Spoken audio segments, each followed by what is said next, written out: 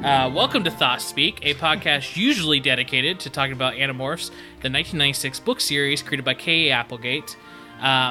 Today we're doing something a little different. We're not talking about a K.A. Applegate created Animorphs book. We are feeling the season's greetings and many Yuletides, whatever those are. And we've already come up with our own Christmas-themed Animorphs books, which we are going to pitch to each other in a normal summary form, like we would go through a normal Animorphs book.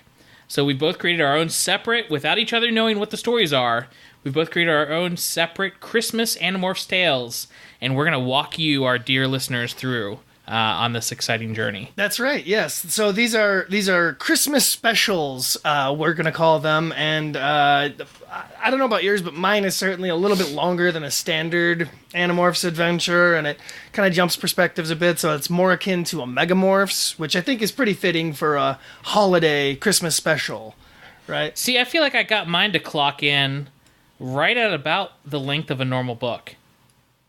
Well, I guess mine could be the length of a normal book. It's just that it does jump perspectives, which I always find more interesting than staying with one character's perspective. You're able to tell a little bit more of a story. I stayed with one character, surprisingly. Cool. And you will not be able to guess what character I decided to write a book for. Cassie.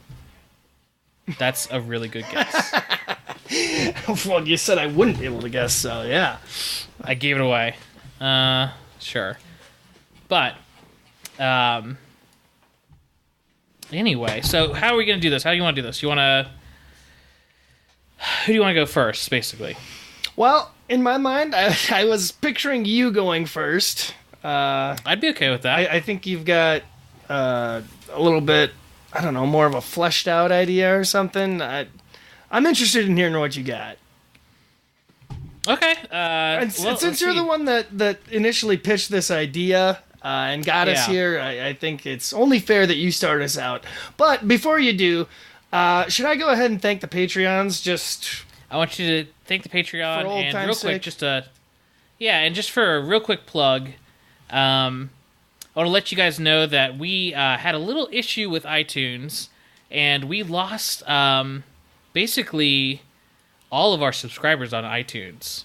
All of our reviews and our subscribers on iTunes. So if you haven't seen a new episode go up in a while, you might want to see if you're still subscribed, or if anything's going on with your that. Or if you want to give us a rating or review, we've only got like 2 up there now, where we had almost like 30 or 40 before. So we'd really mean a lot to us if you go to iTunes, leave a nice review or just a star rating.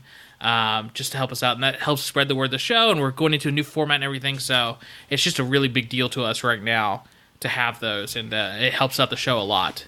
But no, I'll let you get into the Patreon. Speaking of helping out the show, our Patreon... That's right. Our Patreon is basically the reason we're able to continue doing this at any sort of pace instead of the one episode every 3 months. It really helps us out, and I got to thank all these people right now. So big thank you goes out to Mr. Toasty Flatworm, Mr. Peter Schull, Noah Troutman, Jeremy Baxter, Amanda Mimic, Toon Juice, Arishai, you're a $3 subscriber. Thank you. Graith, David C., Kevin Koslowski, Jennifer Baker, James Miola, Jason Thompson, Ben Freeman, Tony Pazak, Kelly Brown, Josh Blount, Andrew Walker, Canicula, cousin of Bunicula, Nita Labrada Gaffaro, Tim Aheen, Daniel Martinoli, Michael Blemick, and Steve Adams. Thank you all so very much for keeping us afloat all these years. Yeah, no, I mean, that kind of dedication and becoming a Patreon patron, it helps us recur costs of the show. We just bought new webcams because we're starting to get into live streaming. As we take the podcast into new areas and do different things, it really helps, keep it okay with our wives, the Patreon, helping out with some of those costs. It justifies it for us. Yeah, if you want to see more episodes, if you want to see different kinds of episodes, or us explore and do different things, becoming a Patreon subscriber is a humongous help to the show. So thank you for that. 100%, yes. So with that said, like we've been talking about, this is a I want that book type episode. We've never really done one of these before. We talk about it all the time on the podcast, but we've never dedicated it. So totally, and I'd like to do something more like this as well. So if it's popular, if enough people get on here and watch, that would be wonderful. So far we've got Tony Abbott, who's just throwing out good ideas in the chat for what he'd like to see from a holiday special, probably. And who knows? Maybe we'll deliver on. It's just Tony Abbott and my wife right now. So, okay, so let's get started. I'm going to start with mine.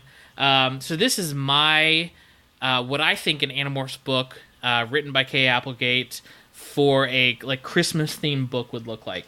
So, I don't think it's the case with your book, but I tried to be pretty authentic to the Animorphs series. Oh, me too. Okay. I guess I did go to Atlantis at one point. No, mine is, definitely more on par with some of their goofier adventures, I'd say, but okay. Yeah, we'll see. Yeah, mine is like a normal Animorphs book. Like, the craziest thing in it, are aliens, the Yeerks and stuff. So, let me walk you through this. So, I don't know if you went this intricate, but I came up with a book cover. I didn't, Photoshop anything or anything, but, so mine is a Cassie book. It's from her perspective. I knew it! And, I'm titling it The Present. I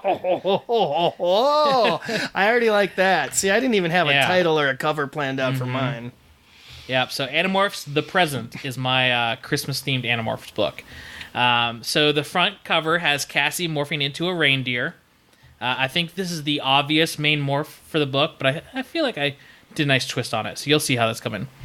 I even did a tagline, a super cheesy, barely having to do with the plot tagline in true Animorphs form. So the tagline on the front of the book is "Sleigh bells ring, are you morphing?" I would have gone with someone's made the naughty list. That's also really good. I feel like one was on par. And so the inside, once you open up the book, the inside cover would be a reindeer standing in the food court of the mall, surrounded by people. So that's the inside cover of the book. Gotcha. All right. I'm hooked. Okay, so I'm going to walk you through it. I got a summary written out. I'm going to be kind of reading it a little bit because I want it to be just how I wrote it. So let's get started. So this is my Animorphs, a very special Christmas-themed book that I came up with. So Marco and Cassie are at the mall. She asked him to help her get a gift for Jake, but he obviously just came along to make fun of her and stuff. He tells her to just get him a game genie so they can go home when they notice this little kid and his mom coming out of a toy store. The kid is throwing a fit and yelling and just causing a scene because he didn't get a toy or something in the toy store. And the mom just has this blank look on her face. So he takes it a little far and he actually hits his mom in the face. And there's no reaction whatsoever. You can tell he knows what he did and he gets really quiet. And out of nowhere, she starts twitching and looks like she's having a seizure. And before you know it, two mall rent-a-cops come out from the shadows and approach, and they grab this woman and yank her out, just pull her out of the mall. And so his kid's left crying, and he's he doesn't have his mom anymore, and he's by himself. And Cassie wants to go over and help him out or figure out what's going on. But Marco, noticing that something's a little weird with this situation, holds her back for a second. Suddenly, a woman dressed as an elf approaches the crying child and leans over and asks him, "Do you want to see Santa Claus?"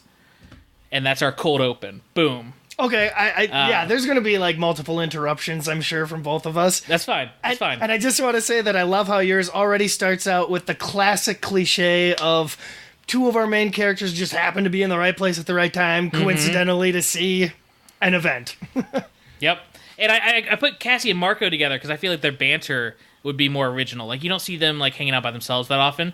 But this topic of wanting to get Jake a gift, which is really important to Cassie in this book, is what brought them to the mall. So, cool. Anyway, so we hard cut after we were we got to have her explain what the Yeerks are and the normal open. But then we see the next scene is the gang hanging out at Cassie's barn. Marco's telling everyone how they found out that this year's Santa Claus is sponsored by a group called Helping Hands. It's a charity that apparently started around the same time as the sharing. And through Axe's computer skills, they find out that it's been running for years in other cities, and it was started at the same time as the sharing because it's a sister Yeerk infiltration organization to the sharing, and it was started just in case the sharing never got popular or didn't like ramp up in the way that they thought it would. So it's a backup for the sharing. It's a charity, a huge organization. So they find out this Helping Hands group got started, and that obviously leads them to wonder how many other these organizations are out there. Maybe the Yeerks are more widespread than we even think, It could be like a big thing.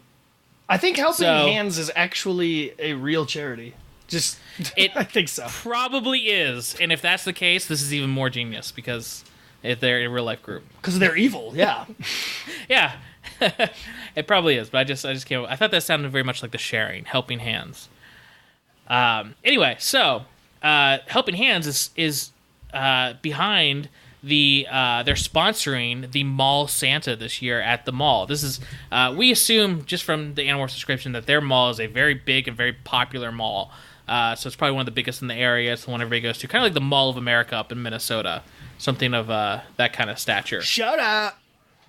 So anyway, so this is they're putting on this this Santa this year, but they actually took an empty storefront and they turned it into this whole big like Santa's workshop thing where you line up, you go through, and there's like a fudge booth, and there's like elves running around. It's this whole big thing. You walk through Santa's workshop, and there's a petting zoo with a reindeer exhibit.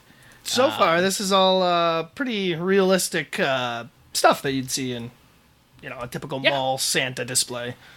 Exactly. So the Yeerks are smart, though. They're not just after they conferred with the Chi, and this all happened before they got to the barn.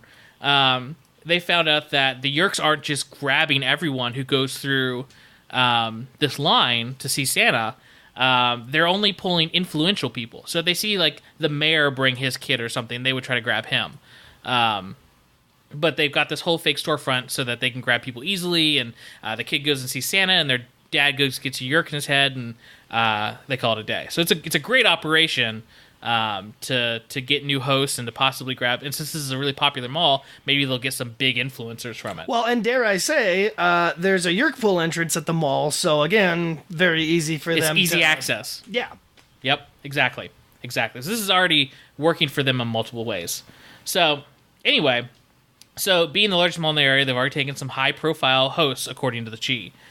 Marco states the obvious. We know the mall well. It's basically like our home field advantage. Like we've been in the mall a ton.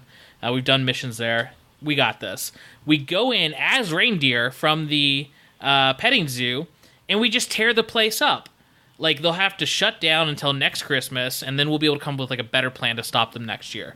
Because if they morph these reindeer in the petting zoo and then just cause the scene, they wouldn't be able to like fix everything in time for the rest of the year. That's how close they are to Christmas. You're not taking into account though that this Yeerk group could also set up an Easter Bunny display.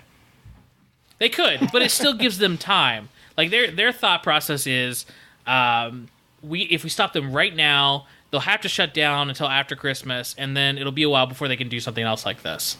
So it's basically a hit-and-run scenario as far as missions are involved for them. Plus, they really feel confident knowing the mall. Like, they can pull this off. So right now, it's just about stopping it as quickly as possible before someone really important, takes their kid to go see Santa. So that's what they decided at the barn. The next day is the last day of school before the Christmas break, and Rachel's hanging out at Cassie's locker. Cassie is still freaking out because she still hasn't gotten Jake anything, and Rachel just doesn't understand why she's making such a big deal over it. Cassie tells Rachel this juicy piece of information. Jake asked her to go steady with him a few days ago. So this being a Christmas episode, we're going to move some major plot lines as far as I'm concerned. So Jake asks Cassie to go steady, and obviously Rachel makes a joke about their relationship being in the 1950s. Like this is that kind of classic, you want to be steady, you want to be my official girlfriend, So it's a big deal, and it took Cassie by surprise. And now she feels like she has to get him like a really good gift now that they're like boyfriend and girlfriend. So Rachel's making fun of her, obviously, and suddenly though Rachel goes completely silent and her jaw drops. Tobias is walking down the hallway, but he looks different.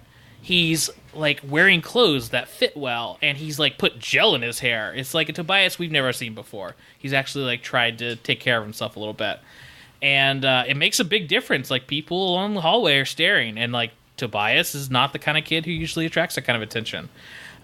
So he's walking up towards him, and Cassie's like, "Oh, I know what you want for Christmas," and Rachel punches her. Wait a minute, did you say they're at school right now? They're at school. This is the last day of school before Christmas break. Oh, why is Tobias at school? Because it's a surprise. I'm getting to it. He just showed up. Okay. Yeah, he just showed up, like, super well dressed, with, like, gel in his hair, and it's just a very different Tobias. And so Rachel's getting a little jealous that other people are paying attention to Tobias, and before he even gets to him, she runs up and just gives him a big smack on the lips, like, big kiss in the middle of the hallway. So he plays it cool. And he says that he wanted to, like, surprise her. Like, he doesn't have a lot of time in Morph, so he spent most of the time, like, getting ready. But he just wanted to surprise her and have last day of school lunch together at school. So, just a really sweet Tobias and Rachel moment. And they walk off, and Cassie kind of wishes that her and Jake could be that, like, open with the relationship. It's kind of what she's dealing with right now, you know? Her and Jake's relationship are so different, and they're so combined with the war and the Animorphs and everything that she kind of wishes they could have a normal relationship sometimes. Totally. Yeah. So after school, everyone meets up at the mall food court and they go over their plan. They're going to stand in line to go to Santa's workshop separately and make their way back to the petting zoo. They'll acquire the morphs and get out. Super easy. So Jake and Cassie go as a group, and he's acting a little strange now.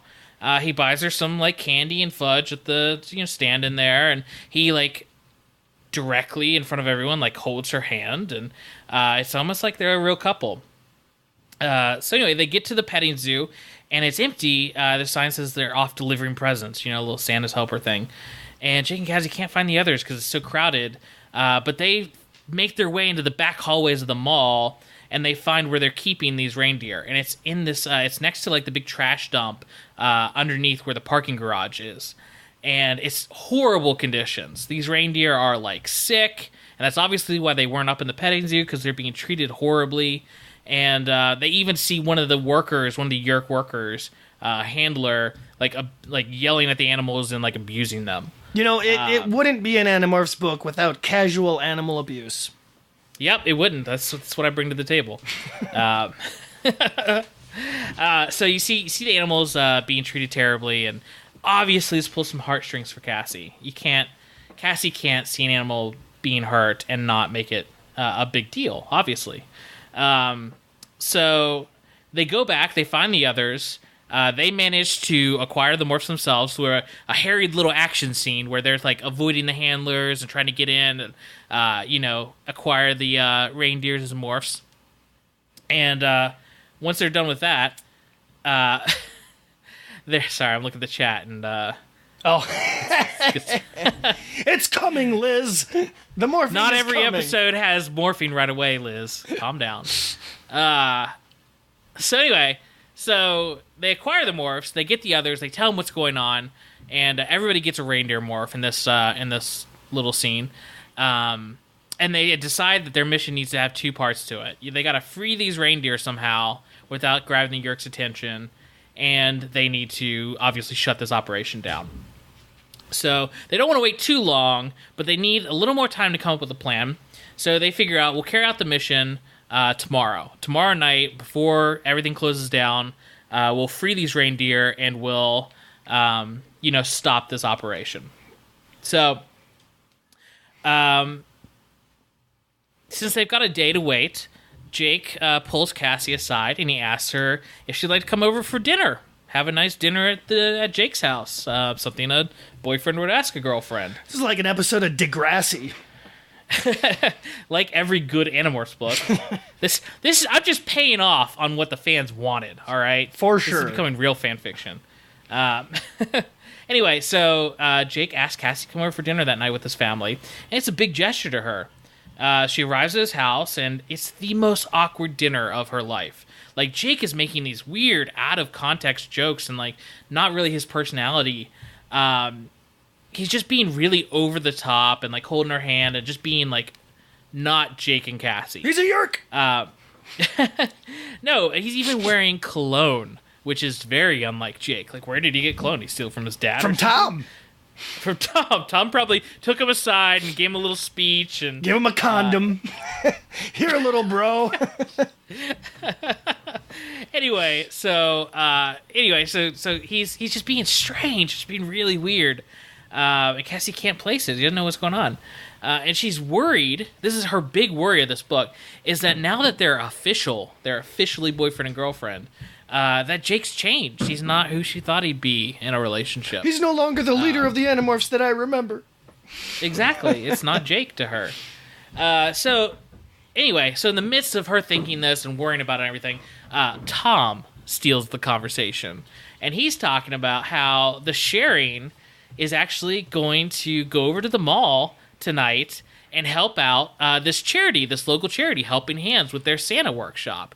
And they need extra help because a local rock band is going to be taking pictures with Santa as this big publicity stunt to the mall. And this is a rock band that's like up and coming in the charts. They're not just local anymore. They're becoming nationwide, and they're known for their political statements. They're a very big band and a very big deal. People listen to them. It's Bad Religion. It's an old reference. Bad Religion is still active. Are they? Yeah. I'm glad they can still get on stage. They have a Christmas album, by the way. Oh, that sounds like how they started as a band. That they've really they've changed, man. Anyway, continue. So this big political rock band who's super popular is going to be at the mall at the Santa's workshop, Helping Hands thing. It's a big Yeerk operation. It's a big get for the Yeerks, and it's very obvious. And Tom's bragging about it to the dinner table. So anyway, after dinner, Cassie and Jake call the others and tell them, we've got to move the mission to tonight. We can't wait till tomorrow. We've got to get in here before this rock band gets there. Jake and Cassie go up to Jake's room, and you hear Jake's mom be like, keep the door open. That classic mom thing. And so they close the door, obviously, and lock it. And you have a super awkward scene of them, like, stripping down to their morphing outfits, right? Whoa, where are you going with this? It's just, it's just that they're up in Jake's room. It's, they're a couple. It's just a, awkward teenage scene. Sure, and it would be really funny that, his mom is, like, thinking that they're, doing sexual stuff, but really they're, like, strategizing about a war. Yeah, that's a double kind of thing on the scene. Anyway, so they morph and fly out the window, and everybody's heading towards the mall. So, just got 2 more paragraphs here, and then the book's done. So I think it roughly were about where the structure of an Animorphs book would be. Holy cow! You had that initial action scene. You had, now they're heading towards the main mission. Okay. Yeah. So anyway, everybody lands on the mall roof, and Marco freaks out. They're not ready for this mission at all. Obviously, he's down in the dumps about it. He's worried. He's frantically making jokes, but this is more serious Marco, because he really thinks that this is kind of too big of an operation for them to do with, like, no plan whatsoever. So quickly, they try to come up with one.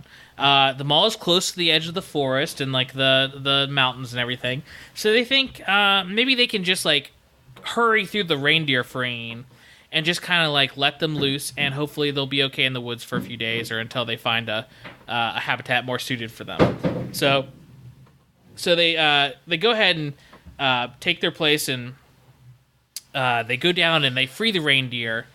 The Animorphs, their plan is that they'll free the reindeer, take their place in the cages, and then, the workers, seeing that the reindeer are feeling healthy and they're not sick anymore, they'll take them up to the petting zoo, and then they can initiate their plan, right? Okay.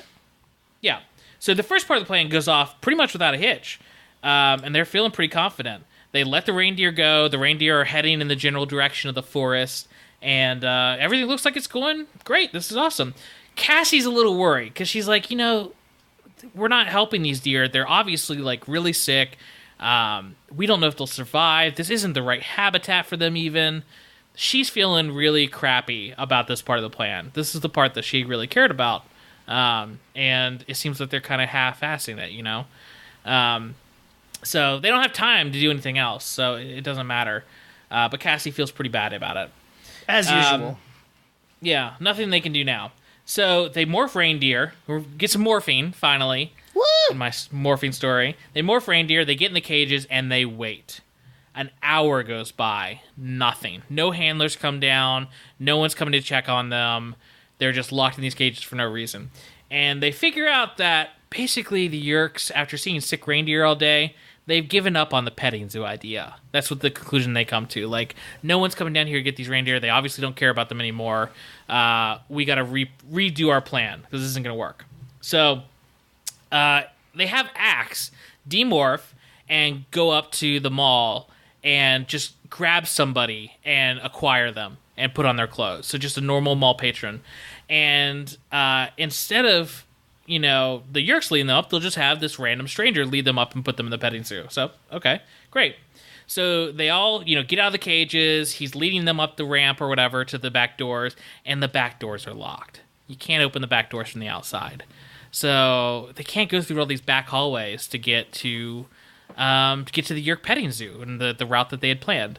And just then, right as they're like frustrated and their plan's falling apart, they see a big tour bus pull up into the parking lot. The rock band comes up. The rock band. That's the end of a chapter to leave you at suspense. Gotcha. All right, Bad Religion just pulled up. Mm-hmm. So instead, the next scene is a hard open on the front doors of the mall. And Axe and Human Morph opens the doors, and these 5 reindeer... Five. Right? Yeah. 4. 5. No, yeah, 5. 5. These 5 reindeer come in through the front entrance, and Axe kind of stands out in front of them, and he's leading them, and they're walking... We're talking like crowds and crowds. This is the mall right before Christmas. So there's tons of crowds there. And these, reindeer just walking through in perfect file through the middle of the mall with Axe leading them in Human Morph. And so people are like taking pictures. You got kids up on their dad's shoulders. And it's like a big Christmas event. Like people are really excited about this. Like they became the Christmas event to draw it's people a Christmas. It's a Christmas miracle, is what it is. So they get to Santa's workshop, the Yeerk front, and they see the band members about to enter the line. And so they talk over ThoughtSpeak. They say, what do we do now? And Jake, of course, says the plan. So they charge Santa's chair, and they're racing after Santa's elves. They're just causing a scene. You even have one part where Marco almost gores Santa Claus himself, and then apologizes to nearby children in ThoughtSpeak. He's like, "Oh, Santa just needs to get back to the sleigh, kids. Don't worry about it." And they're, you have these 6 reindeer just flying around, not flying literally, but running around, tearing up everything, tearing up the fudge booth, causing a humongous scene, pooping everywhere, poop flying everywhere. And you have the mall start to be evacuated because obviously there's wild animals about. And so people are going out the sides, going out any door they can find, and eventually it's just the Animorphs and the Yeerk elves and stuff who are still there, who had the operation. So you start hearing murmurs of Andalite bandits, and obviously everyone there is a Yeerk, and they're worried about having this turn into a fight. Maybe some Hork-Bajir are about to jump in, but unfortunately for the Yeerks, after a few tense moments, a couple people throwing around the term Andalite bandits, they notice that half the news channels in town are still there. This mall and the rock band coming, this promotional event, was marketed by the charity, and it was this big event. So half the town's news channels are there. They got cameramen, they got lights, everything going on, and the Yeerks, they can't do anything. So one of the other reporters, they're starting to notice that where the reindeer came from and the petting zoo itself is just horrible conditions, like bad conditions for animals, and they take notice of it. So they have somebody calls the local government like wildlife agency. And so the Animorphs are patiently in the super tense, suspenseful moment. They have to wait for the wildlife agency, the local wildlife agency, to get there, and it's cutting their morphing time super close. They remorphed reindeers before they came in the mall, so that lost hour wasn't lost. But they're still running pretty tight right now on their time waiting for this agency to show up. Finally, they do. There's still a bunch of news reporters there. The Yeerks can do nothing. Their operation is shut down. Mission success. And they get into the back of a trailer, like a big, animal trailer, and they're being hauled away. So that's their escape. They get out. And then while they're in the back of the trailer, they morph back to human, morph bird, fly out of the trailer. Okay. That's end of mission. So huge success, huge Christmas success of their stopping this humongous Yeerk operation. So in our outro, our last chapter, to wrap things up, it's the next day, and Jake calls Cassie, and he tells her he got her a Christmas present and wanted to give it to her early. He sent an anonymous tip to the wildlife organization that helped rescue them, that he saw a bunch of reindeer escape the trailer and go into the woods nearby where they freed the actual reindeer. And so all the sick reindeer were rescued by the wildlife agency, and they're going to be shipped off to a rehabilitation center, and they're going to be safe.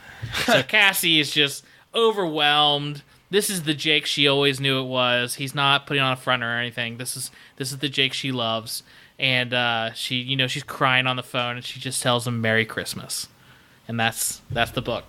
Okay. All right. Well, that definitely sounds like an Animorphs book. I can clearly picture that in my mind. No big Visor 3 battle. No, I wanted to go and not have Visor 3 be a part of it. That's funny. I was thinking the same thing. I wanted to differentiate mine from so many Animorphs books where Visor 3 just randomly shows up. And I wanted to, pull in that other organization where it wasn't just the sharing. They have this new organization, kind of this new enemy that they'd have to face or do things. And obviously there'd be more details and things written if it were an actual book, but that's the structure, and I think it stays in line with a normal Animorphs book pretty well. No, it absolutely does. I think if I were to read that book, I'd probably give it a 3 or 4 out of 5. So well done. Wow, high praise from Mitchell. Thank you. Yeah. So yeah, I think that's a pretty good start. Honestly, I'm a little surprised at the length, I guess. I apologize if mine goes on for a while, but yours is a Megamorphs versus mine being a normal book, so that's understandable. Sure. So it's I guess fitting that we saved it for second. Now, well, real quick, we have a few more people who joined us. Just so you know, we each came up with a fake Animorphs book if it were set during Christmas time or Christmas themed. So I just finished with mine, which is a pretty standard Cassie book that took place at Christmas and was all about it, called The Present. And now we're about to jump into Mitch's. Yeah. So if you said you didn't give it a title, if you had to give it a title right off the fly, what would you name it? Well, it'd be a Megamorphs book. So you know how they were called like Back to Before. In the Time of Dinosaurs, what are the other ones? The Andalites Gift. Yeah, so it'd have a title kind of similar to that, where it's like, I don't know, Silent Night, Deadly Night, or some ridiculous like that. And the cover would honestly have to be probably something a little bit more generic, like the In the Time of Dinosaurs cover, where it's just like a mashup of different faces or whatever. Like I said, I didn't think that part through. I focused so much on the storyline. And where yours is actually like pretty realistic. Like I could see, that fitting right in with the Animorphs chronology. It doesn't really introduce too much crazy stuff like hard sci-fi concepts and stuff like that. Whereas mine goes way far in that direction. So, without further ado, I'd like to start telling you. Go, I'm excited to hear it. Let's go through it. Totally. Okay, so my story begins with the team hanging out in Cassie's barn, as usual, having one last group meeting before the start of their Christmas break. And they're all really excited because they have their chi spies, feeding them information, and just because all the Yeerks host bodies have so much stuff going on over the holiday season that they have to keep up appearances of being normal people. Like, even the Yeerks are kind of like on Christmas break because they're just so wrapped up doing human stuff and keeping up appearances. So Jake and the whole team are like really excited about, oh man, we actually get like a week off from being Animorphs now, and it's going to be great. Despite that, though, Jake, Tobias, and Axe are all going to kind of be in town, like on call, just in case a Yeerk plot happens to unfold. You got Rachel's really excited to go visit her dad, who I believe is in Australia still. I'm not sure. We're not sure where he is geographically. I don't remember Cassie seeing him in the Outback. So so he must not be in Australia. No. So you splitting the group? Is that how your story's starting? You'll see. Okay. Okay. I'm just telling you like where all the characters are at. And they're all grouped up, and they're like, super excited about their holiday plans. Jake just happens to be like, his stuff's happening in town, so he can stick around with Axe and Tobias and monitor the situation.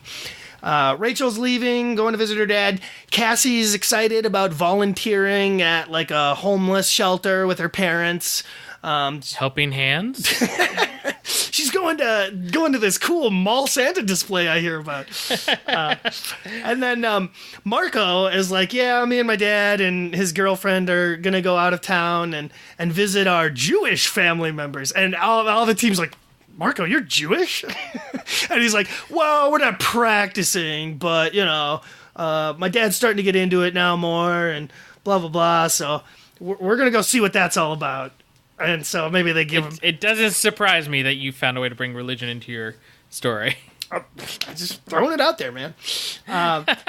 So they've all got their separate plans, and they're really excited about it. And this is when Eric shows up. And Eric's like, hey, guys, like, we're still doing our thing, but I just wanted to bring one little thing to your attention. I mean, it's probably nothing, but the Yeerks do have this little plot I've been hearing just kind of whispers about here and there. It's something that they're really keeping on the down low. In fact, it's only just this one subvisor that's really working on this plot. It's like Subvisor 9 or something. And they're like, so we don't know anything about what he's doing or what this plot is. All I know is that Subvisor has been traveling back and forth over the last couple of weeks to the North Pole. Whoa.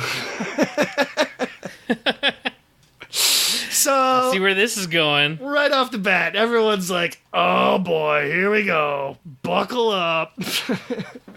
Gonna use our polar bear morphs again. So they're typical team mission. They're like, all right, we better just have a little conversation about what this means. And as they're discussing it, something happens that they've never seen before. Eric starts beeping or something. And then he's like, I'm getting a call. And he projects a hologram call, like a Skype call from another chi, okay?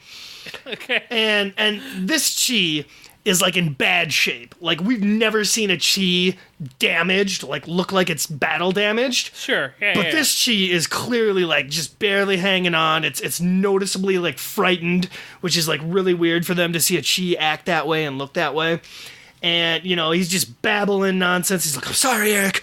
I failed you. I snuck aboard the Subvisor ship, and I wanted to find out what was going on, and now I'm in too deep, and it's too late, and we've got to stop him. We just got to stop him.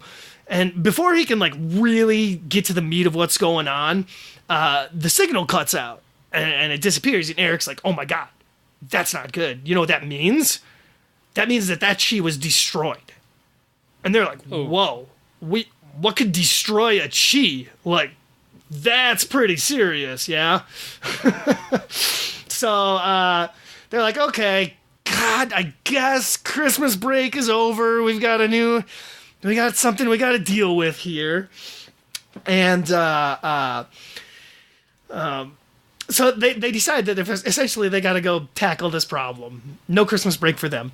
They're super disappointed because once again they've got to rope the chi into covering for them in their personal lives, and which means, at Christmas, no less. Exactly. They're really looking forward to this, and now Rachel doesn't get to go to Australia, is sending a chi in her place, sending a chi down to help volunteer. They're sending a chi to Marco's Jewish family, like, that's all going down. Chi's gonna fill in for Jake as well.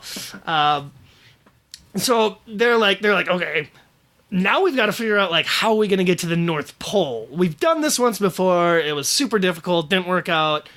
And what are we going to do? They start, discussing bird morphs and travel rates and how fast they can get there and blah, blah, blah, blah, blah. But Eric is like, yo, this mission's personal to me now. Something up there destroyed a chi. That's my brother. Like, I got to go with you guys and figure this out. There's not that many of them left. I mean, sure, that's a big deal. It should be. But Eric's like, sorry to cut in and like tell you guys what to do. I know you're really used to Jake giving you the orders, but I'm going to expedite this process a little bit, and we're going to do things my way. So I want you all to take the rest of the night to prepare yourselves. Go get stock up on some Arctic morphs, and meet me at the airport at midnight. All right. And, Cassie's like, okay, well, obviously I'm going to recommend an Alaskan Malamute as a morph. It's a good, sturdy, dog morph. It's the typical Alaskan sled dog. Wait, can I interrupt you for just 1 second? Totally. Since this is a Megamorphs book, do we get any chapters from Eric's perspective? We certainly could, but I hadn't planned for it. Okay. So that'd be pretty fair. cool. I would look forward to that. Totally. And with him, kind of like essentially joining the team on this mission, it would change the dynamic a little bit. But yeah. So Eric's like, hey guys, I got this covered. I got travel covered. Meet me at the airport. Go stock up on some morphs and leave everything to me. So Cassie is like, hey, my parents have a friend that has this big Alaskan Malamute. Let's go acquire it. So that's where they get the Malamute morph from. We get a little scene of that, of them playing with the dog and acquiring him. And then everybody goes and meets up, later. We cut to the airport at midnight. So when they get there, they're all like taking stock of their various Arctic morphs and what could be useful. So they've got, and maybe you can help me fill in this list. I think I got them all. They have a seal, a polar bear, an orca, and then the Malamute. Do they have any other Arctic morphs that you can think of? Oh, gosh. I mean, they've definitely morphed some other things that could survive. Like their dolphin could survive there probably easily. Yeah, I said... I don't think any of them have gotten like a snowcat or anything.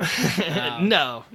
I think it's just those morphs. But anyway, that's what they're going in with. That's what they're thinking. And then Axe... There's barely any morphing in my story, so I don't know why you're dealing with some... Oh, there's a lot of morphing to get through. Okay, so they're all talking about their various cold weather morphs and like Platin strategy. And Axe just happens to mention that in his spare time during the day, he was like... I'm going to research some other like cold weather morphs and get something that might be useful that you guys hadn't thought about.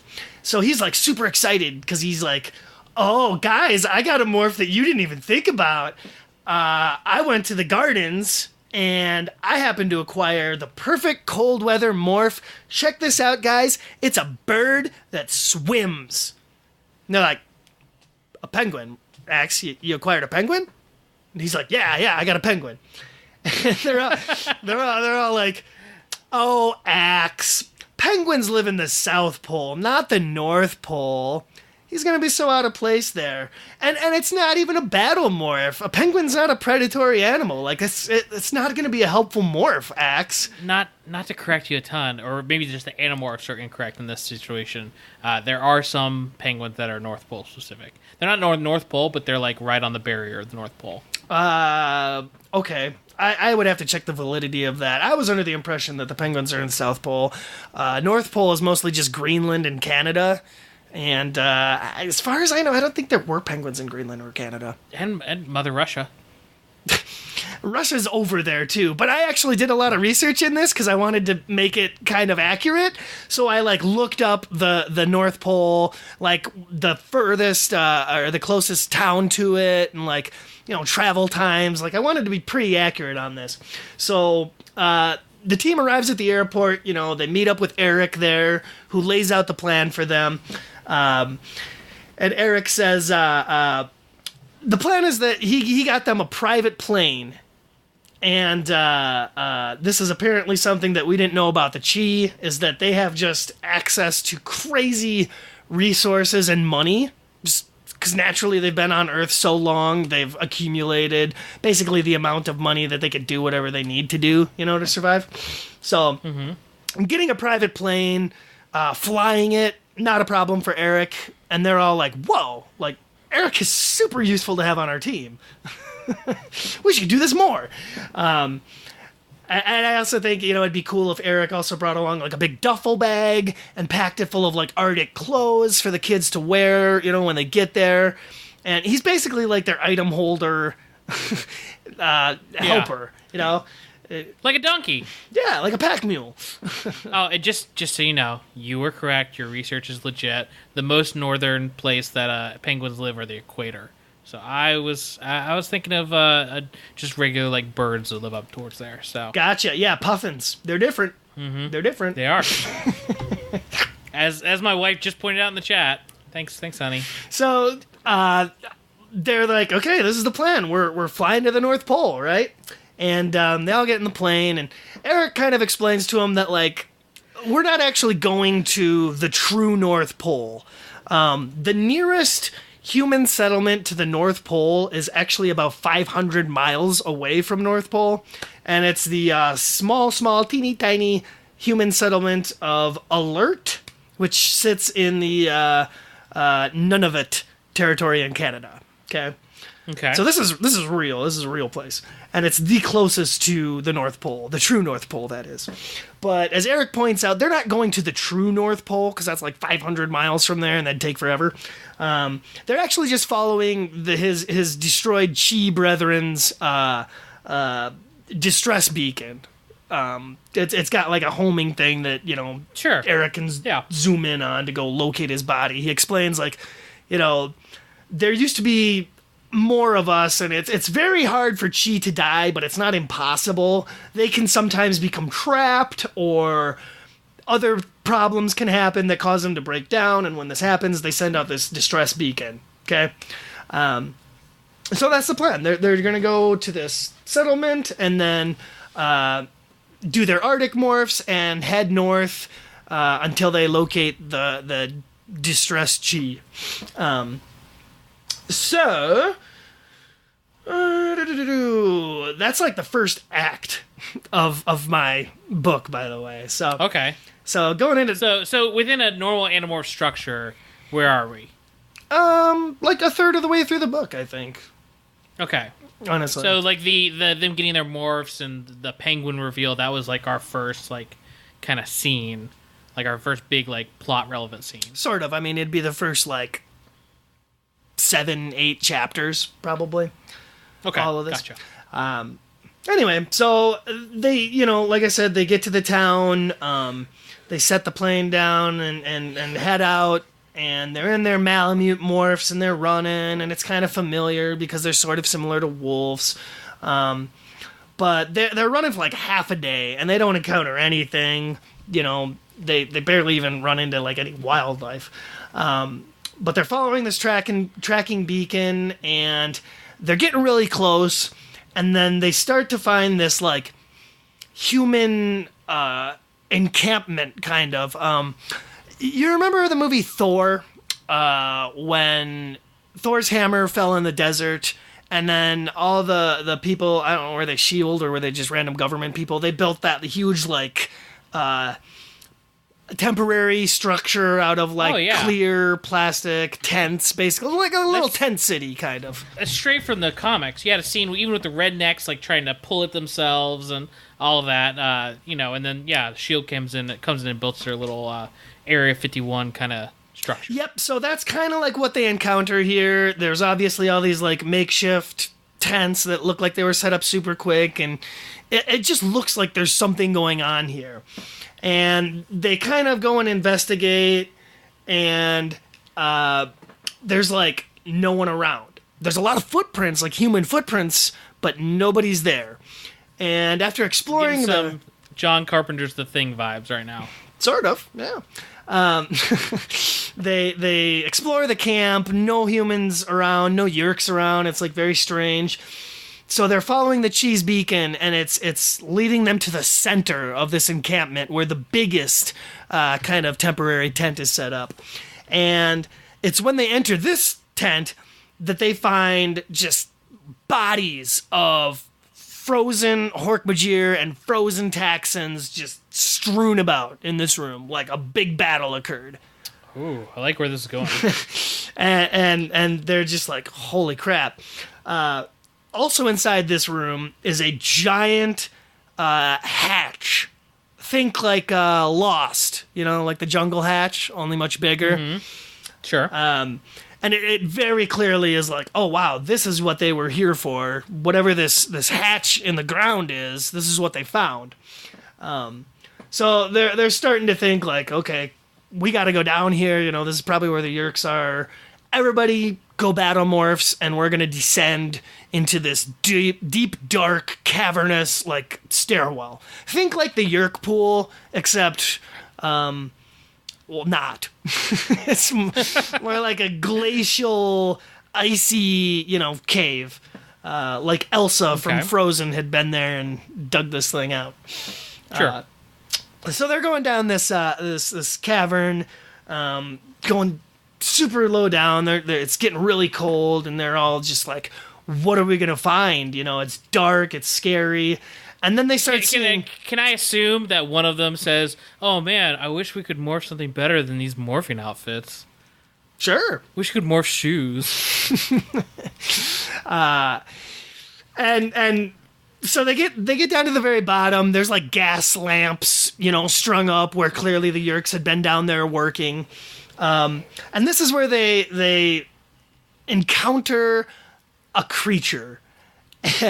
And I'm just going to describe it for you. It's unlike any earth animal. This is a creature that is roughly a third the size of a human, so it's probably a little bit above their kneecaps. It's like this little green, almost kind of hunchbacky alien, for lack of a better word. And it's green-skinned, and it's got these white patches of fur all over it. And it's carrying what looks like a candy cane.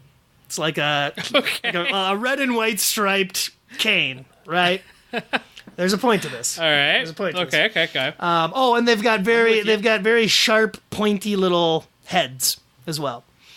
So, are we looking at a little Santa's helper here? So, if you haven't got the reference yet, this is very strikingly similar to what one might think Santa's elves might look like, Except just horrifying. Just horrifying. Exactly. It's definitely more creepy than anything, than Holly Jolly. It's like David Lynch brings you Santa's elves. Sure. So as they're sitting there like studying this creature that they see kind of mindlessly toiling about in the caverns, they are caught off guard by just a group of them. There's like 3 or 4 of them, right? And then they're obviously not friendly. They actually pull their candy canes up, and it's like a little blade in a sheath. That's what it is. So now they're in a battle with several of these elf-like aliens, okay? They're not particularly strong, but they've got really weird tactics. Like, they have these blades, obviously, but then they also throw themselves, so they, like, launch themselves head first with their pointy little heads into the Animorphs. So that's just a weird quirk, a weird way for them to attack. But they managed reminiscent of, it sounds almost like one of the alien like morphs like Visser 3 would turn into or something. Kind of. This is not something Visser 3 would take because it's so small, and they really look unintimidating, just more creepy than anything, kind of like little hobgoblin-y kind of creatures, you know? And they make short work of them. They're able to kill them pretty easily, and they do kill them because there's like really nothing else they can do. They feel bad about it, but they're like, we had no choice. So they keep moving forward, following the cheese tracking beacon, and they find the room or the little cavern where the remains of the broken down chi are. And Eric is able to confirm, like, yeah, he's totally destroyed. Like, I'm gonna do what we chi do, you know, when we put each other to rest or whatever, and he like deactivates him, shuts him down. So that's that little subplot wrapped up, kind of. Now they're just like, okay, well, let's figure out what the Yeerks are doing here, because this is... Wait, so the chi that was destroyed by these elf alien things. No, so Eric also points out that, like, I don't know what attacked this chi, but it was not those things that we just fought. Okay. Those things can't do the kind of damage that this chi needed done. So, they still haven't found the Yeerks yet. They continue exploring until they come across, like, the main chamber, we'll call it. And I imagine they're, you know, like, up on a ledge or something, and they're kind of spying down, and they see just a whole chamber full of these elf alien creatures. And they're all, like, scuttling about, you know, doing various things. But for the most part, they're working on another excavation dig. And they're all just working away mindlessly, digging up something. And the team is still confused, like, where are the Yeerks? Like, there's no Yeerk involvement. These are just weird aliens. And they're about to, like, pull a strategic retreat and get out of there when they turn around and they hear like a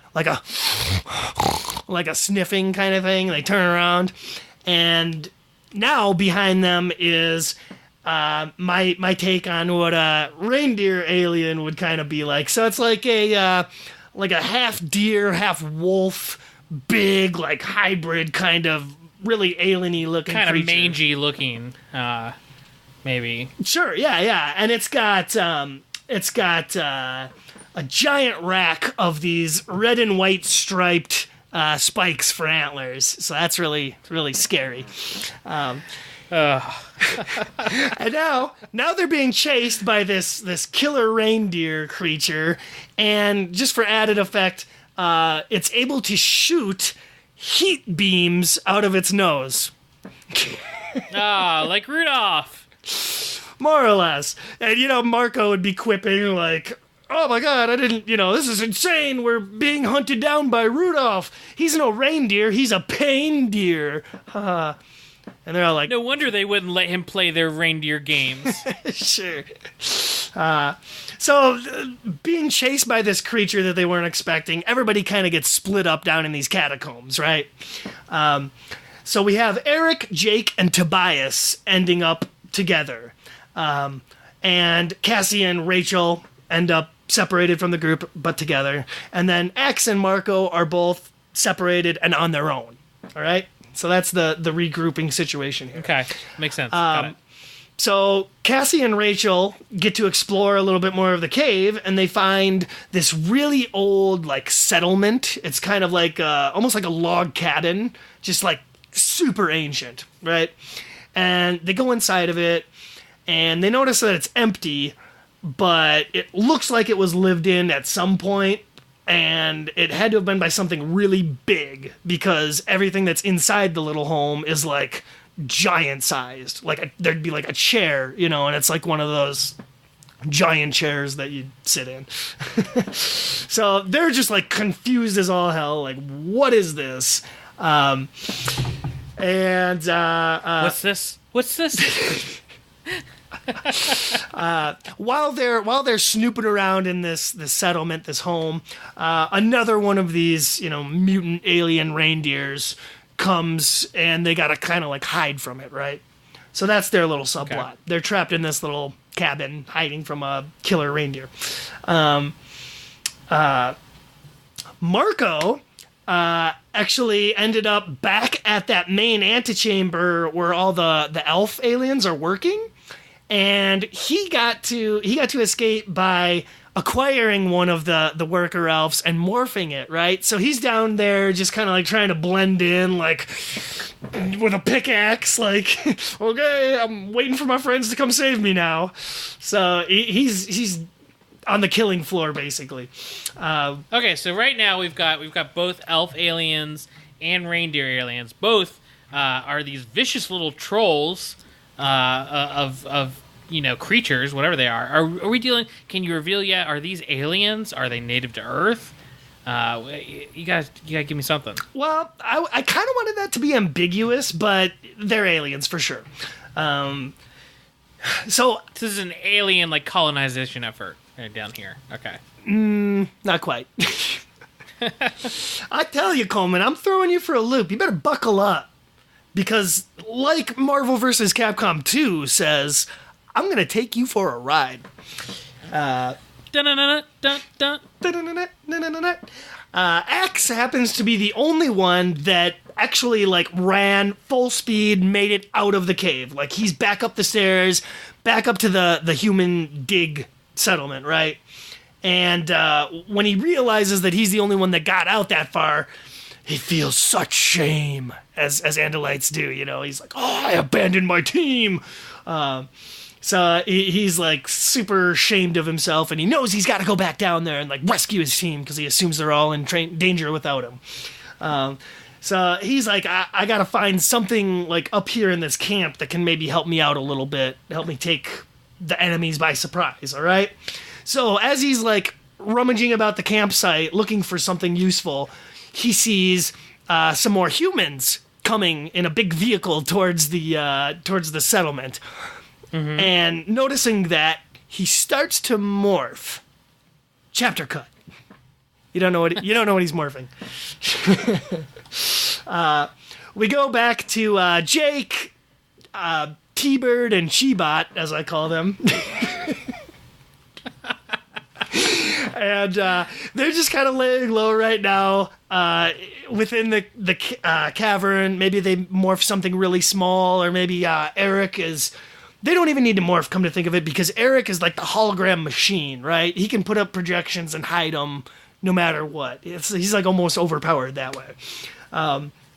But they're watching the elf aliens excavate something from the ice, right?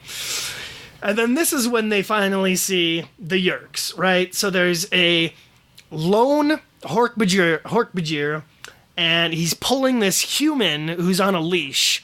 And the human has his eyes covered. He's got his mouth gagged. His hands are shackled together, and he's being led along by this Hork-Bajir. And behind them, we get our feature creature for this story. Okay, so it's another giant or another alien, giant, red-skinned. He's got patches of white fur all around him. He's got this elongated head that I imagine being like Majin Buu from Dragon Ball Z. You know how it's got the head tentacle thing? Like something like that dangling off the top of his head. Like he's very alien looking, right? Okay. So they watch him a little bit, and they're like, what the hell is this thing, And then sure... Marco's probably cracking jokes about, well, now we know where, the idea for Santa came from or whatever. And they watch as this disturbing Santa alien kind of births these elf things out of like this big hunchbacky gash in his back. It's a queen! It's a queen! So that's also where they got the idea for Santa having like a big sack of toys or presents or whatever. It's just... It's just this big back lump that spews out more like elves, kind of like Cybermen, you know? So they witness all this. They see him making more little elf creatures and, you know, putting them to work, doing more digging. And they see this alien go and, like, allow himself to be shackled, okay? So the Hork-Bajir and the human shackle him to the wall, and they're like, what is going on here? They see a Yeerk slither out of the alien's, you know, ear hole, and the Hork-Bajir takes it, puts it back in the human. Human, you know, takes off all of his shacklings and stuff and is like, okay, cool. This is Subvisor 9, right? And this lone Hork-Bajir is the only one besides him that survived this encounter that they had above ground with these aliens, right? And just looking at where I'm at in my notes. Wait, so the Yeerks are, there's only 2 Yeerks left, this Hork-Bajir and Subvisor 9. And this whole operation with the other alien, that's completely separate from the Yeerks, right? Absolutely. So this was something that Subvisor 9 happened upon, right? It was his whole big plot, and he found this Santa creature and all that. And so he's going to obviously try and exploit him. Now, there's something else that they're digging and working to unearth here that's a missing piece of this puzzle. And with Subvisor 9 back in his human host body, the red alien or the Santa alien is, you know, free again, and they hear him pleading with the Yeerks to stop what they're doing. They don't understand what they're messing with, and they shouldn't be digging anymore. But the Subvisor's like, oh no, you can't stop us now. Now it's gonna happen. Like, and he laments that so many of his underlings died in this process, but he's super happy that, you know, the alien can just birth more workers. Like, that's convenient for him. And this is where, you know, Jake and Eric, who are watching out, they're like, okay, so if Santa Alien's not an ally of the Yeerks, we now have to rescue him and, you know, stop the Yeerks from whatever they're doing here. So they locate Marco, and they're kind of thought-speaking, and he's filling them in on, like, what he sees down on the floor. He notices that the Subvisor has this, like, candy cane that's very similar to the ones the little elves are carrying, and that's how he controls the little elves, by the way. Okay. So the elves are, like, definitely close to digging something up, and the Subvisor and his lone Hork-Bajir guard have to leave to go report back to Visor 3, right? So when they skedaddle, Marco moves in and kind of makes contact with Santa, right? And the Santa alien's obviously like, you are not one of my children. What are you? No, I want you to do the voice. I didn't. Okay. You are not one of my children. Is the Santa being played by John Rhys Davies in this one, or John Goodman? John Goodman. Yeah.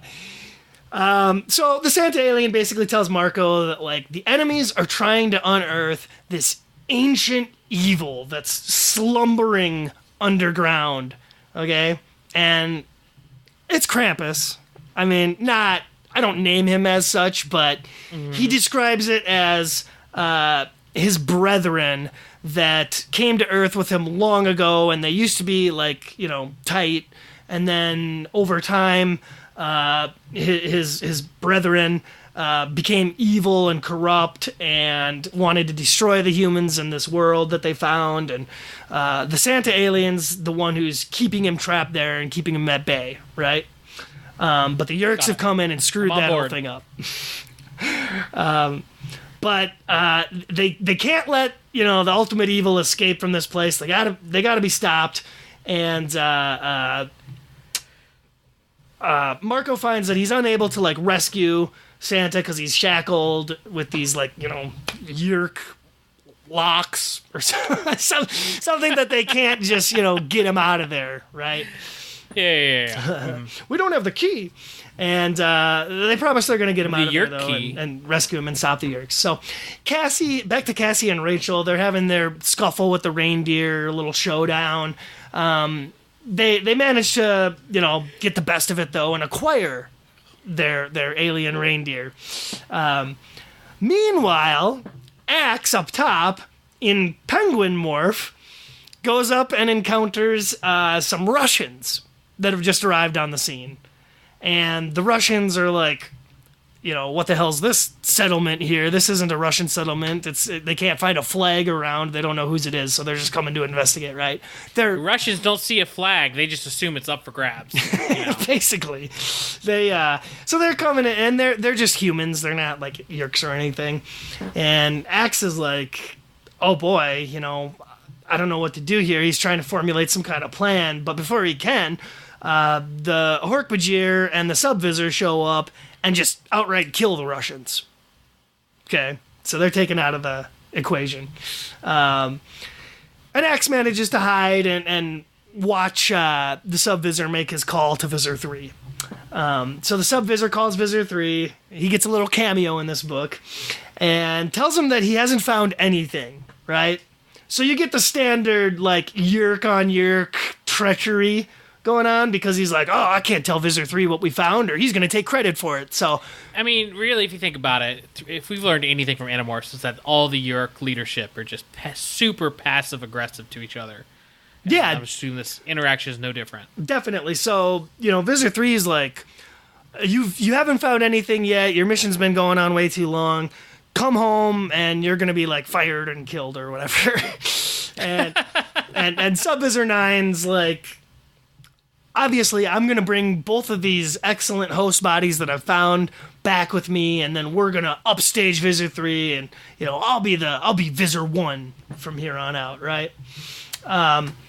So Jake and the rest of the team kind of all regroup back down below together and cook up a plan. Using Eric's holograms, they manage to hide out, waiting for the Visor to return, Subvisor to return.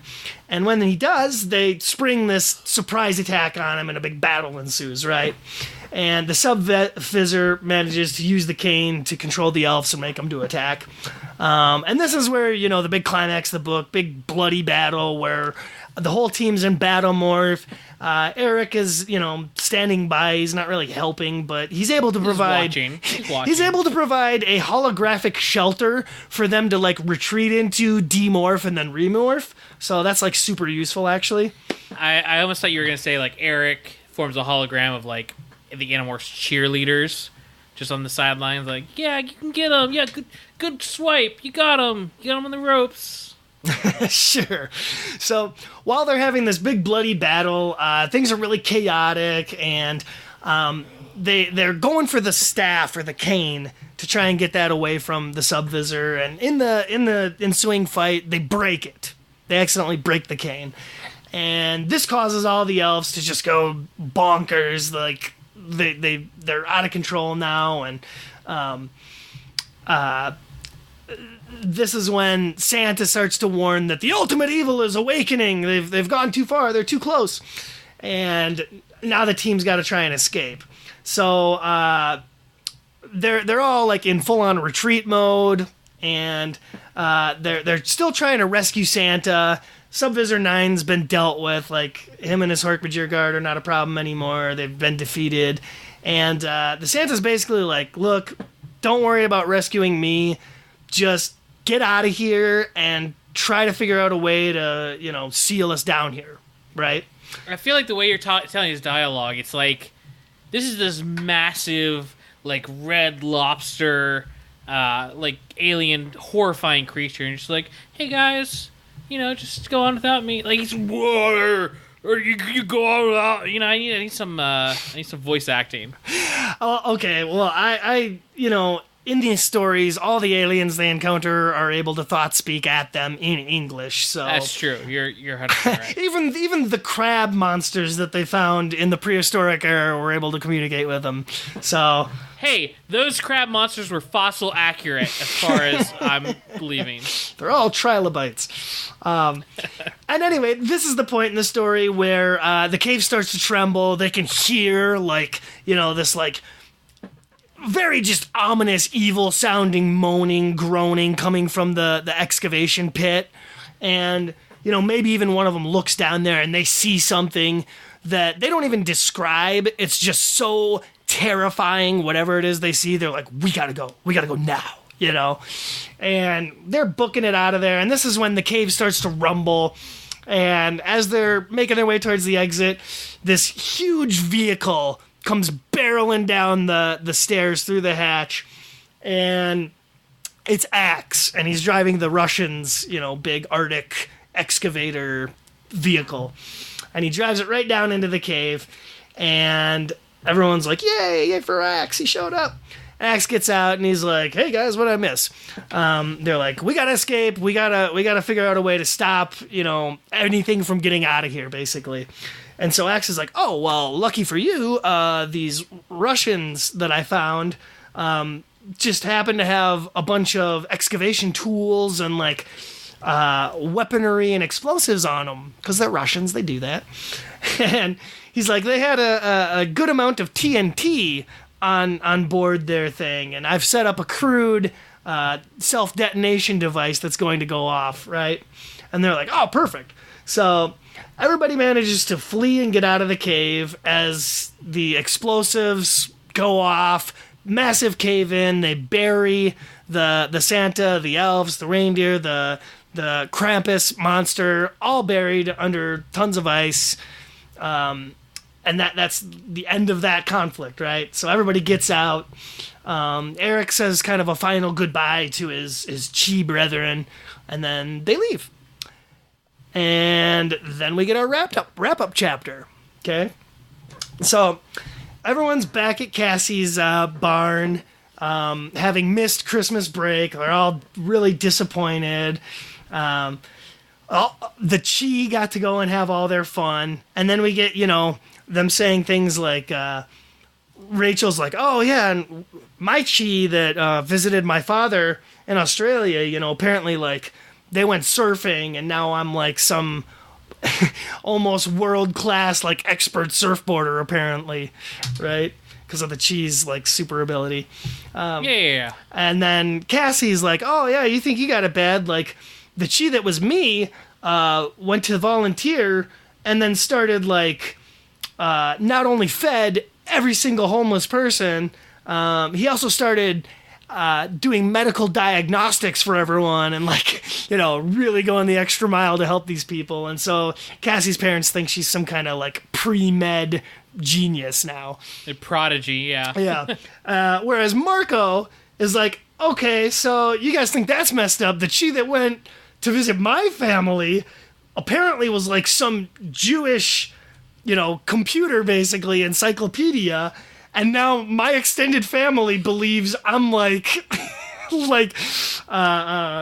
some big, practicing Jew, right? We're like, he even set me up for a what is the rite of passage that the guy? I'm such an idiot for forgetting this. Like a bar mitzvah? Yeah. He's like, oh, they've even started planning my bar mitzvah. Oh, this is horrible. And so it's kind of a funny wrap-up chapter like that. I want that book. And then Marco's bar mitzvah. Right. And the ending of the book, okay, is that everybody kind of exchanged presents with each other. And then lastly, Tobias swoops in, perches up above, and Tobias calls to Jake. He's like, hey, Jake, check me out. And Tobias has got a piece of mistletoe in his mouth, and he's perched right above Cassie. And he's like, hey, Jake, look what I got. And then, it just kind of ends with Jake standing up and approaching Cassie. And you know what's going to happen. So, boom, that's my book. That is the Animorphs Encounter Santa. I was wondering as we went along, whether it would hit this or not. But I feel like overall that does feel like something they would do in a Megamorphs.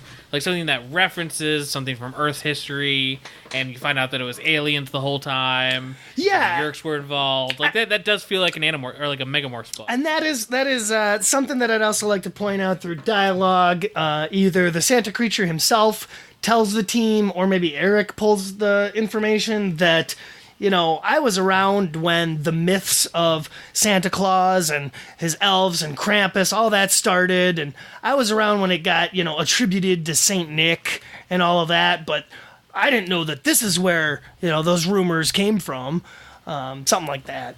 So, that's my standard Christmas Animorphs adventure that I think would really fit in with the canon of the series, and it's not too far out of line with stuff that they've actually done. Just taken, historic things and basically came up with aliens did it, right? No, I think that's perfectly on par.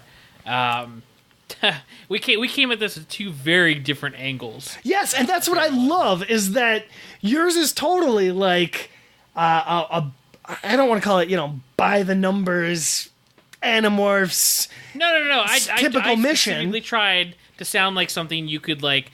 If you were young and you were looking through the library Animorphs books or whichever ones they had, like this might just be one that comes out of the normal series. Yeah, absolutely. So yeah, I liked how yours was very grounded in reality as far as these things go. And then I just took mine to the furthest, craziest extreme that you would imagine from a Christmas special. Which Animorphs has done in the past. They've done things just as crazy as that. Atlantis, come on. Yeah, exactly. They take, pre-existing concepts and give them a little alien Animorph spin. I was really tempted to include, Krayak or the Elemist. Excluded that.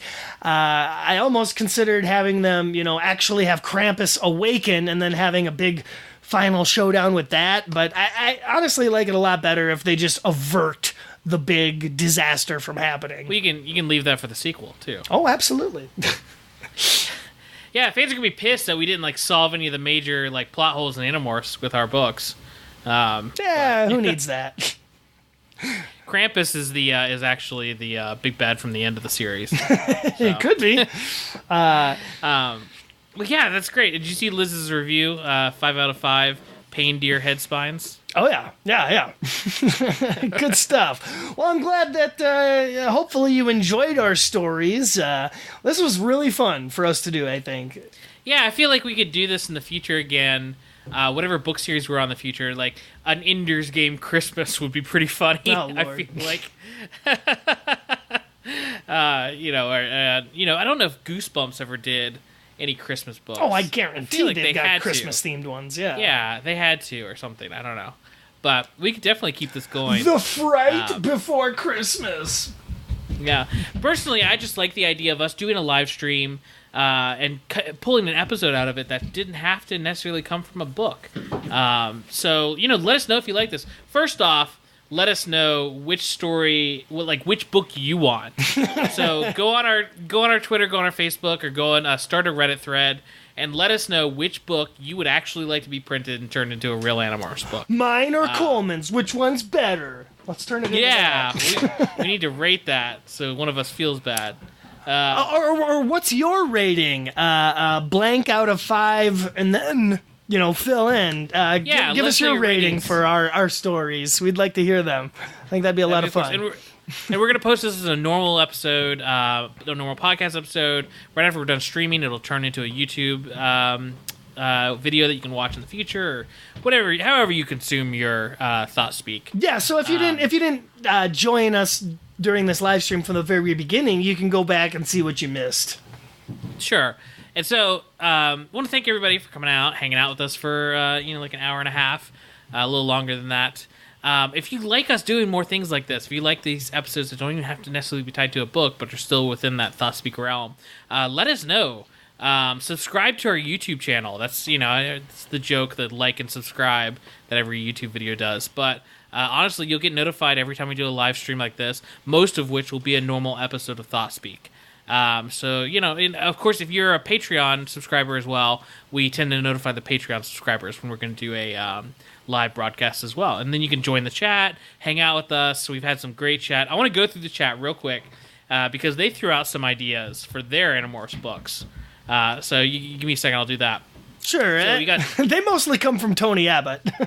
Yeah. So Tony Abbott jumped in the chat, and he wanted the Animorphs to also morph penguins to save Santa from Visitor 3's plot to turn every stocking in the world into a Yeerk pool. A mini Yeerk pool. So every stocking in the world to turn into a mini Yeerk pool, yeah. Asario Rip blasts the gang to the first Hanukkah, where they must assist the first Chi in finding the Pimelite Stone, which will enable the candle oil to burn 8 times longer than normal. That's out there, man. The Christmas Chronicles. Visitor 3 wants to give the Council of 13 a new charging dock for the Kendrona, but Visitor 1 buys the last one on Black Friday. Visitor 3 must steal it before to save Christmas and his career. These are some pretty far out there ideas. They're all golden ideas. I like this one. Axe's scoop is the location for Christmas dinner, but the High Command discovers his meal plan and forbids him to cook the traditional Andalite Christmas dish, citing Ciro's kindness. Axe must once again choose between his friends and his people. Oh, it's glorious. Absolutely glorious. So yeah, this is an amazing. I had a lot of fun doing this and coming up with the ideas and everything. So again, if you like this sort of thing, subscribe to us, subscribe to the YouTube channel, become a patron on Patreon, like us on Facebook, hit me up on Twitter. We've got all these different ways that you can contact us and be a part. If you want to send an email to thoughtspeakcast@gmail.com, we respond to those and read them on the air sometimes. But again, just, any interaction with us, we appreciate any ratings or reviews you give us on however you listen to the podcast. Go a long way to helping us out and spreading the word of the podcast. So that's our plugs. I hope you enjoyed this Christmas and that you have a good Christmas yourself, or holiday season, however that you celebrate. Or if you just have some time off work, have a good time, get some rest. We appreciate you coming out and spending some time with us. Totally. And, love to do it again. So please, support us on Patreon, and we'll make that happen. But like Coleman said, happy holidays, and we'll hopefully see you next time. ThoughtSpeak 2019 is going to be a big year, guys. Oh, absolutely. That's one last thing I wanted to touch on, is that you've probably noticed we're gearing up the website for this big relaunch. It's ThoughtSpeak, a book nostalgia podcast. So 2019, we are wrapping up the Animorphs series and moving into new territory, and boy, do we hope y'all stay with us for that. I'm really excited to talk about so many other book series that mean a lot to us. And, if you liked our discussions and our tangents on aliens, just wait till we get vampires. Oh, yeah. That's where we're really going to shine, I think. Oh, yeah. I'm looking forward to that.